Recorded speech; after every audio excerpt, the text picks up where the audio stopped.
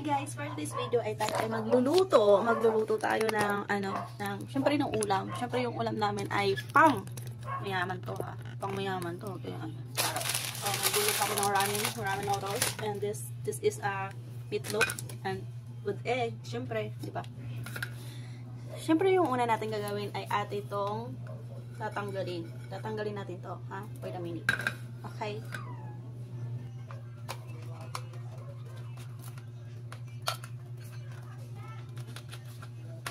Dalawa na tayong yung can open her. So, ito yung ginagamit natin ko change ha.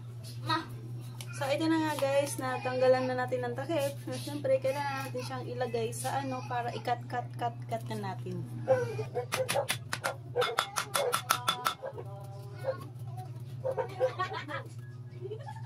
So, ayun na nga siya guys. Kita nyo naman, diba? So, ayun na nga siya guys. Nakat na natin. Nakita nyo na. Nakat na po siya. So, lalagyan natin siya ng itlog para pag prito natin ay hindi siya kakapit. I mean, hindi siya kakapit sa oh my god. Hindi siya kakapit sa kawali, di ba?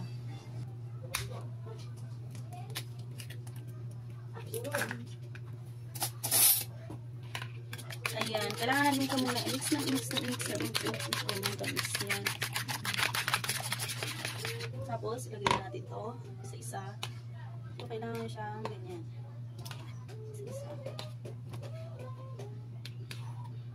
Kailangan ganyan lang guys, ha? So, ngayon guys, nilagay ko na yung aming, kawali, di ba? Kasi magpiprito na nga tayo. Piprituin natin yung ating ulam na meatloaf. Balik ka na.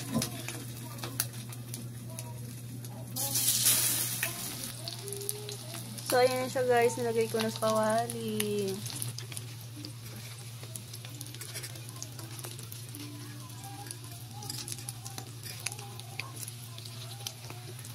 Kailangan siyang baliktarin. Para hindi siya sunog. Yun lang. Ipapatalas muna tayo. So, may pupuntahan tayo. Isa naman mabait. Nagsampay siya. Inutusan ko siya magsampay. Ako yung naglaban ko. Dinapit ko lang siya sa downing. So, siya na nagsampay. Siyempre, diba? Ngayon, magluluto na naman tayo ng ating ramen. Lulutuin na naman natin siya. Kuha lang tayo ng tubig ng isang baso. Ay, isang baso. Isang bowl pala. Sorry. Yan. So, ayan siya guys. Tapos, lipat na natin dito sa ating kawali. So, dito na rin tayo na papakulo ng tubig. Siyempre, lalo ilagay na natin sa apoy. Takasan natin yung apoy para mabilis. Kasi ako'y gutom na. Kumukulo na ang ating pinahihintay. Lagay na natin ang ating noodles.